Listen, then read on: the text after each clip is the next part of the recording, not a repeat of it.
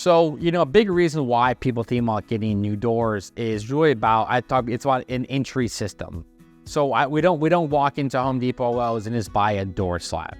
We're buying entire entry systems built by reputable manufacturer. That's all they do. It's what they make, and it's extremely durable. So one of the things that's become very popular is a multi-point locking system. So not only do you have the basic doorknob lock, you also have a deadbolt. You can get some deadbolts that only lock from the inside, but it's extremely durable at that point because now it's not just one lock you're relying on, it's several locks. A lot of manufacturers also have, on like sliding doors, they have different locking mechanisms on the ground, so you can't pry it open. I've seen a lot of people go get dowel rods and kind of set it in between the sliding doors so they can't open. So security and safety is a really big deal.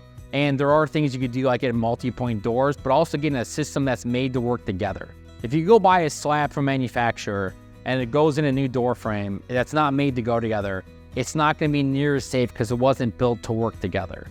Another thing that people are really thinking about doing when it comes to door and door security is making sure there's other things you could buy, like aftermarket products, like other deadbolts and other things you could do. So that's something that's more and more popular that we are seeing people do to make sure their doors are really secure. Another huge one is tempered glass. So if you're going to have a glass door, get it tempered so it makes it shatterproof, makes it very hard to break. That's another really good idea.